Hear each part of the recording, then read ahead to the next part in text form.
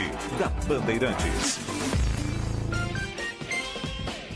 Agora 9h06. O Jornal Gente recebe, normalmente a gente abre aqui com comentários, fatos do dia, mas hoje vamos abrir já com uma entrevista, porque está no Rio Grande do Sul. Bom dia, Macalossi. Bom dia.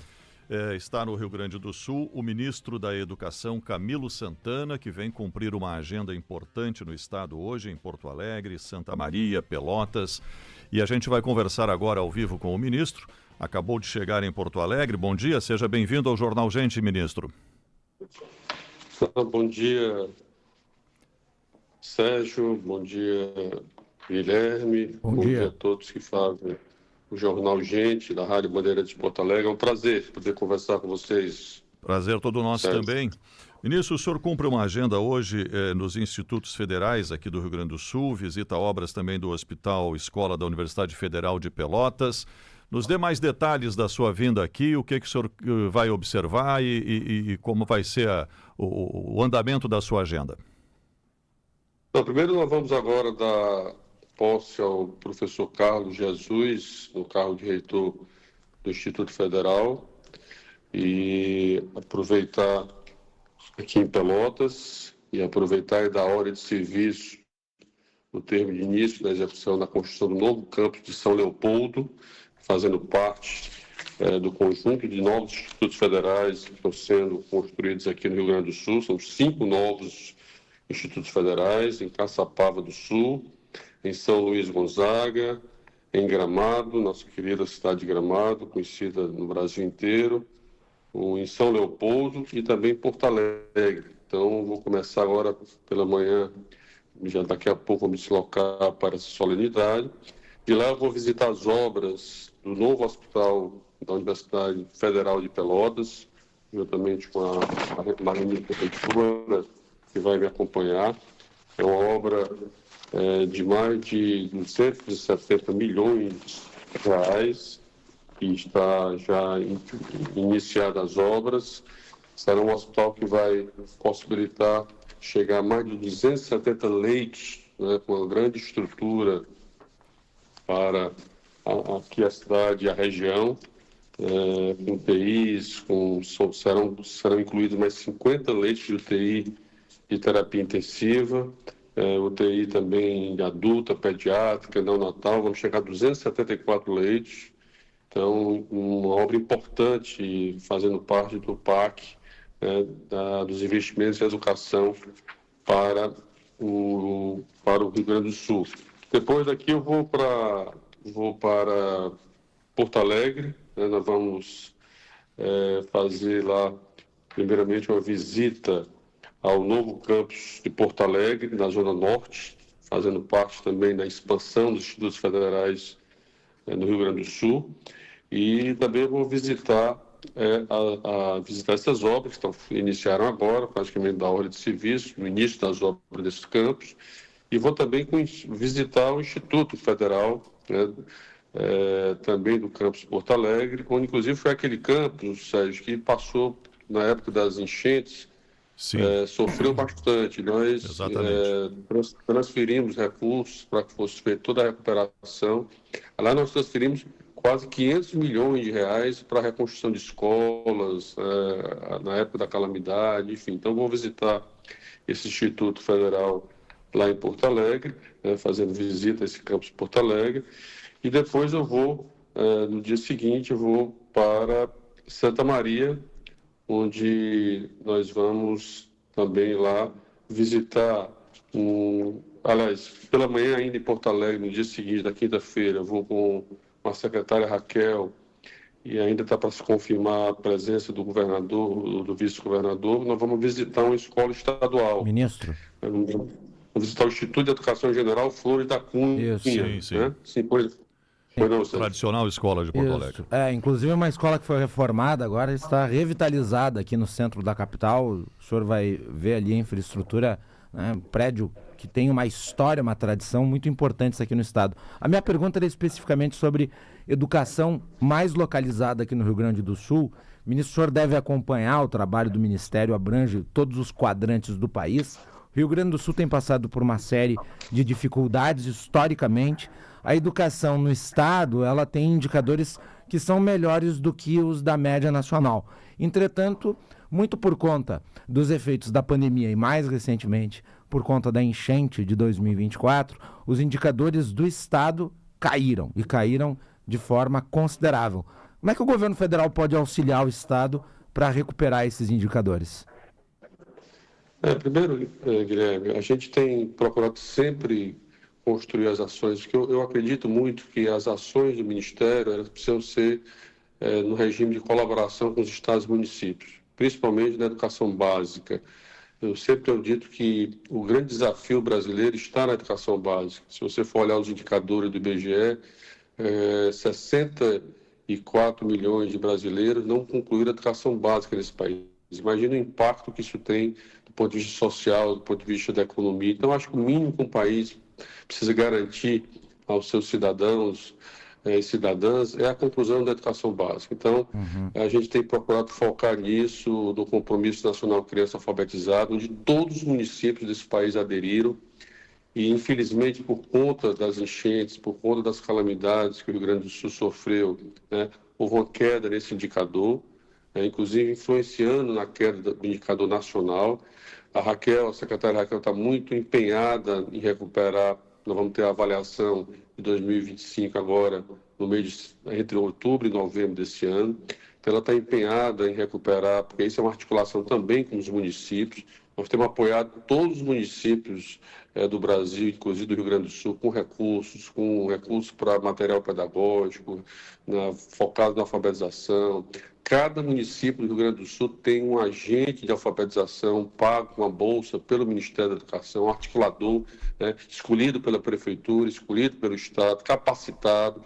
Nós estamos hoje com formação de todos os professores para a alfabetização no Brasil e temos uma avaliação censitária por aluno, por escola, por município, porque eu acredito, Guilherme e Sérgio, que esse foi o compromisso que nós assumimos. Se a gente conseguir garantir que toda criança seja alfabetizada na idade certa, que é ao final do segundo ano do ensino fundamental, a gente garante todo um bom desempenho ao longo do ciclo escolar da educação básica. Se eu não me engano, houve um avanço no IDEB ano passado, mas ainda ficou longe da meta estabelecida, né? Ficamos longe da meta estabelecida, exatamente por isso. Nós precisamos garantir. Então, o Rio Grande do Sul sofreu essa queda na alfabetização. Nós vamos recuperar, não tenho dúvida que o Rio Grande do Sul vai recuperar agora esse indicador agora com essa avaliação em 2025. Nós estamos investindo fortemente na escola de tempo integral, porque acreditamos que esse é um modelo que garante mais qualidade na aprendizagem, a permanência do jovem na escola. Temos uma parceria grande com o Estado aqui no programa Pé de Meia, são 122 mil alunos que recebem para evitar a evasão escolar no ensino médio brasileiro, que é uma questão muito grave também. Então, um esforço conjunto que a gente tem feito com estados e municípios, e não tenho dúvida que o Rio Grande do Sul, que sempre foi um estado que se destacou a nível nacional, retomará o seu papel, a sua posição importante na educação brasileira. Claro que nós precisamos avançar ainda muito mais, e esse é o esforço. É o esforço, a minha ida a cada estado, conversar com os secretários, a nossa equipe que tem visitado sempre, e a gente vai cumprir essa agenda, não só uma agenda de inauguração de obra, de entrega, de ordem de serviço, mas também de diálogo com as redes. Essa visita à escola é exatamente para conversar com os professores, conversar com os alunos. Acho que essa escuta ela é importante para fortalecer o regime de colaboração entre a União e os estados e os municípios. Ministro, ainda nessa linha de ranking, o ranking Xangai divulgou a lista das melhores universidades do mundo. A nossa Universidade Federal do Rio Grande do Sul, a URGS, aqui em Porto Alegre, estava entre as 500 melhores do mundo e agora está depois dos 600, entre 601 e 700, ou seja, teve um decréscimo e um dos motivos seria o volume de publicações de cientistas, de estudos de um modo geral, porque isso é um dos fatores que pesam na elaboração desse ranking. Qual é a sua avaliação sobre isso? O que aconteceu com a Universidade Federal do Rio Grande do Sul que perdeu posições? Olha, Guilherme, Sérgio, a gente primeiro, eu particularmente avalio que esse indicador de número de publicações realizadas pelos pesquisadores para mim, não é o que vai definir realmente a importância ou a qualidade da universidade, né? Eu acho que a qualidade da universidade está, primeiro, na formação dos seus profissionais, ela está também no volume de pesquisa aplicada, porque eu acho que essa é a grande importância, que é o que o mundo inteiro está fazendo, que é pesquisar ações que possam ser aplicadas para o dia a dia das soluções dos problemas da população, mas ainda é um indicador importante, né? A gente sabe que nós sofremos por conta, no governo passado, dos investimentos que foram cortados nas nossas universidades, sofreram muitos com os cortes na pesquisa, nas bolsas. A gente precisou, quando entramos no Ministério, reajustar os valores das bolsas, que há 10 anos não eram reajustados, ampliar o volume de bolsas para doutores, pesquisadores, em todo o Brasil. A gente precisou também reajustar e ampliar as bolsas de iniciação científica, fortalecemos o programa Ciência na Escola com o Ministério da Ciência e Tecnologia. Então, são um conjunto de ações para a gente recuperar, né, a posição do ranking nas nossas universidades federais, que são as mais importantes universidades públicas, as universidades públicas comunitárias, as federais, as estaduais, são as universidades mais importantes desse país, porque elas são responsáveis por 90% da pesquisa realizada no nosso país, seja na área da saúde, seja na área da tecnologia, seja na área da engenharia, enfim. Então, a gente tem procurado agora no PAC. O PAC hoje, só no Rio Grande do Sul, os investimentos que está fazendo nas nossas universidades, chega a 568 milhões de reais, ampliando os laboratórios, ampliando os blocos de aula, restaurante universitário onde não tem, o hospital novo agora de Pelotas que nós estamos construindo, enfim. Então, fortalecer as nossas universidades é fundamental para que a gente possa garantir um país soberano, independente. Eu sempre tenho dito que um país só se torna soberano e independente quando ele investe em ciência e tecnologia, quando ele investe... Haja visto aí o exemplo da China. A China, em 40 anos, era um país pobre. E ele hoje é uma das maiores potências mundiais, poderando chegar, em pouco tempo, chegar à maior potência mundial, porque decidiu investir em ciência e tecnologia, inovação, um país hoje moderno, que exporta tecnologia para o mundo inteiro. Então é isso que nós precisamos fazer no Brasil. É claro que nós precisamos ainda ampliar o volume de recursos, precisa ter essa compreensão da sociedade brasileira, mas eu espero que a nossa querida Universidade Federal do Rio Grande do Sul possa retomar o seu ranking, porque é um orgulho para todos os gaúchos, as nossas instituições, e o compromisso que elas têm com o Estado do Rio Grande do Sul. Agora, ministro, a universidade é fundamental, é importante, sem dúvida, para a formação de técnicos, de cientistas, de pessoas para trabalhar e trabalhar cada vez melhor, e principalmente num mundo tão tecnológico quanto a gente vive. Mas muitos especialistas defendem que tem que cuidar da base, desde a educação infantil, o ensino fundamental e o ensino médio. E a gente tem vivido algumas coisas que são interligadas de certa forma. Primeiro, um tema nacional que está em debate no Congresso, o governo está atento a isso também, que é essa denúncia que veio a público aí sobre a adultização, a sexualização de crianças e adolescentes e tudo que está em debate. Tem projeto no Congresso, já tem relatoria trabalhando nisso para levar à votação. Aliás, projeto que vem desde antes da denúncia do youtuber Felca, que trouxe esse tema a público.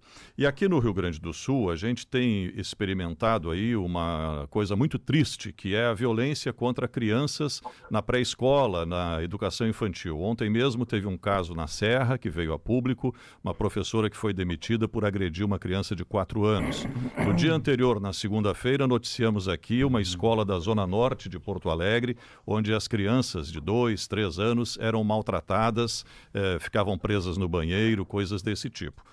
A minha pergunta para o senhor é, primeiro, se isso é algo que acontece em outros estados do país ou se são fatos isolados aqui do Sul.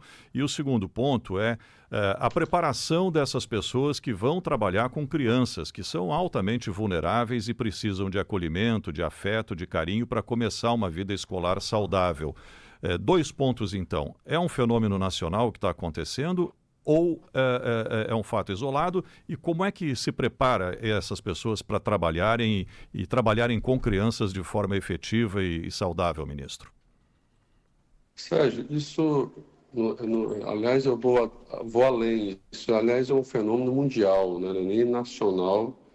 E eu quero aqui lembrar que em 2023, quando nós assumimos o Ministério, lembra dos fatos ocorridos de violência nas escolas, né? E a gente criou uma política nacional de enfrentamento à violência nas escolas, mas identificamos que o grande motivo, né, do estímulo à violência, ao ódio, ao bullying, ao racismo, à pedofilia, estava nas redes sociais, né, nas plataformas digitais. A gente tomou uma decisão importante que o Congresso Nacional votou, foi a restrição do celular nas escolas. Isso mostra, acho que foi uma das mais importantes ações que nós tomamos. Eu até às vezes me emociono com isso, porque eu estudei muito sobre isso, sei o impacto que isso tem, né? As consequências do excesso de uso de telas, principalmente na infância e na adolescência. Pra você ter uma ideia, Sérgio, o brasileiro passa 9 horas e 13 minutos, em média, por dia, né, nas redes sociais, no celular. Nós somos o segundo país que maior tempo de uso de celular diário do mundo é o brasileiro.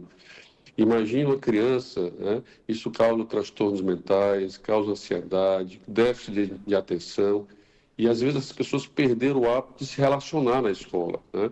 Na minha época, a gente, no recreio, no intervalo, a gente jogava bola, a gente brincava de ping-pong, de tênis de mesa, de totó, né?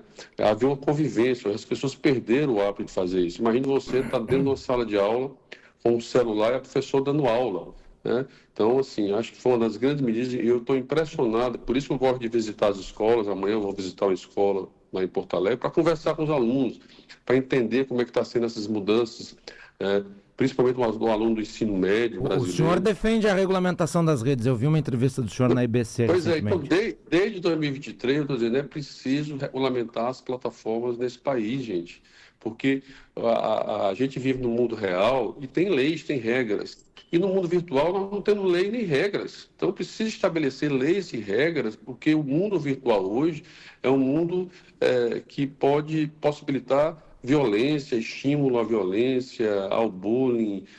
Esse problema do Felca trouxe à tona, da adultização, foi um momento importante para que a sociedade pudesse enxergar os riscos que estão podendo sofrer nossas crianças e adolescentes desse país. Então, eu espero que essa semana o Congresso já foi votado o projeto de lei do senador Alessandra no Senado. Eu espero que a Câmara possa votar o mais rápido possível para criar regras e estabelecer. Uma das coisas importantes dessa lei, Sérgio, é que ela vai proibir o monitoramento do padrão comportamental das crianças e adolescentes. O que acontece hoje na internet para as pessoas entenderem? Quando você faz uma pesquisa, eu quero ver uma viagem, ou eu quero ver um curso que eu quero fazer, eu quero comprar uma bicicleta.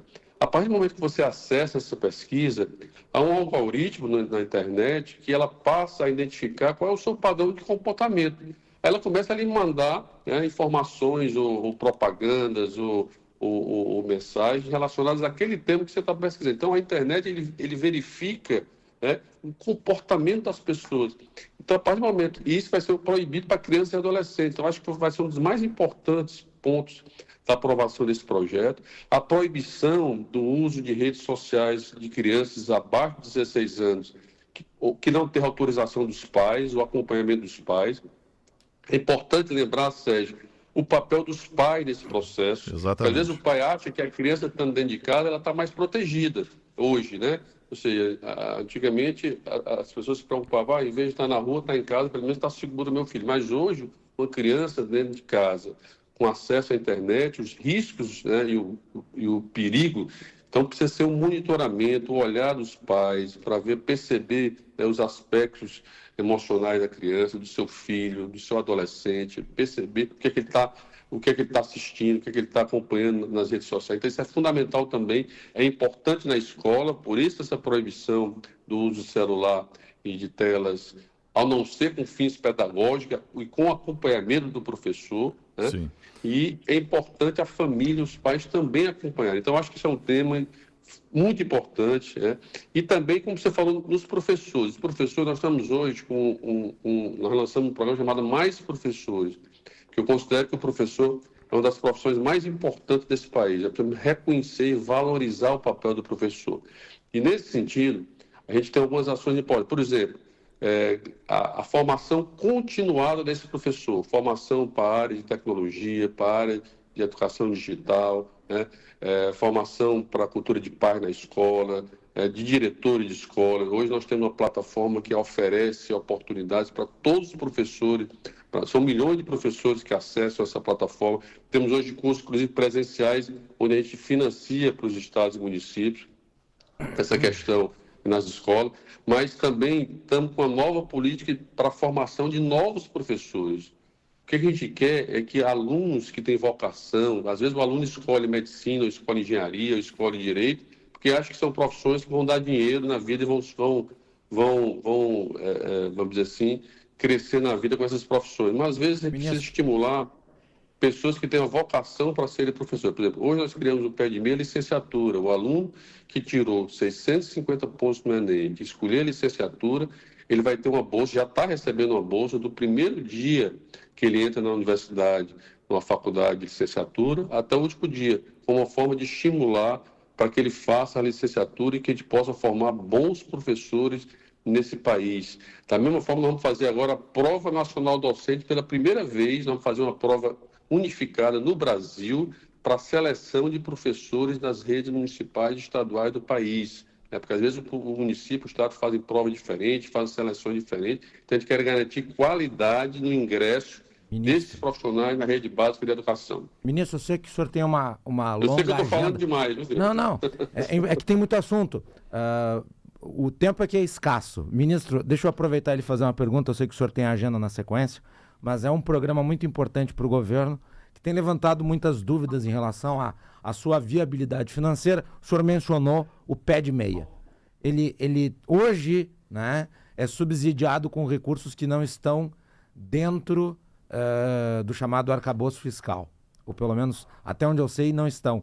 E a ideia é que se passe a incluí-lo dentro dessas regras a partir do ano que vem.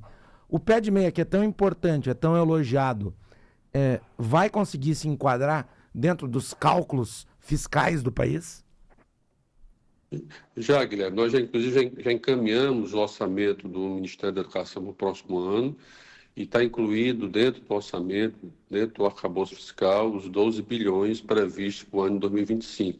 Né? Aliás, eu trabalhava para a gente ampliar, porque hoje o programa atende 4 milhões de alunos no Brasil, aqui no Rio Grande do Sul são 122 mil alunos, mas a gente queria universalizar, até porque a grande maioria, quase toda os estudantes de escola pública são estudantes, muitas vezes, de baixa renda. Então, a gente queria garantir, porque, Guilherme, nós precisamos nos indignar, e acho que esse é um grande papel do pé de meia, que se soma a outros programas, porque não é só o pé de meia que vai resolver esse problema. Vai resolver o problema é ter uma boa escola, com uma boa infraestrutura, o aluno se levante pela manhã, tenha vontade de ir para a escola, um laboratório de informática, com atividades esportivas, né, com bom acolhimento. Mas o pé de meia, a gente precisa se indignar que a gente tinha 480 mil jovens no Brasil por ano, Guilherme, que abandonavam a escola pública no ensino médio brasileiro. Nós estamos falando de quase 500 mil de jovens. Imagina o impacto que tem isso para um país. Nós já conseguimos agora cair esse número para metade no Brasil, né? Então, de 480, nós estamos hoje com evasão em torno de abandono em torno de 250, 260 mil jovens. Então, acho que já é um impacto importante. Nós conseguimos botar 94% dos alunos do ensino médio no terceiro ano para fazer o Enem. Nós quase que dobramos a quantidade desses alunos. Então, são pontos importantes e eu estava trabalhando muito para ampliar esse programa, mas infelizmente a gente teve que botar todos esses recursos dentro do orçamento, porque ele estava no fundo, né, que foi questionado, apesar de ter toda a validade legal por parte dos órgãos do governo, mas vamos trabalhar, vamos começar em 2025, para que a gente possa garantir, ver se a gente pode ampliar esse programa no futuro para atender a todos os jovens do ensino médio brasileiro. Mas, repito, respondendo a sua pergunta objetivamente, já estará todo dentro do arcabouço e todo dentro do orçamento do Ministério a partir de 2025. Outro 26, aliás. Ministro da Educação, Camilo Santana, obrigado pelo seu tempo, pela sua entrevista aqui ao Jornal Gente da Rádio Bandeirantes. Um bom dia de trabalho ao senhor, uma boa estada no Rio Grande do Sul. Obrigado, Sérgio. Obrigado, Guilherme. Obrigado a todos os ouvintes do Jornal Gente e da Rádio Bandeirantes de Porto Alegre. É um prazer e obrigado pela oportunidade de conversar aqui com a população do Rio Grande do Sul e Pelotas, Porto Alegre e todo o estado. Um abraço. Um abraço, Um abraço. Bom dia, ministro. Bom dia, Agora, 9 horas 31 minutos, temperatura em Porto Alegre 19 graus, a hora certa.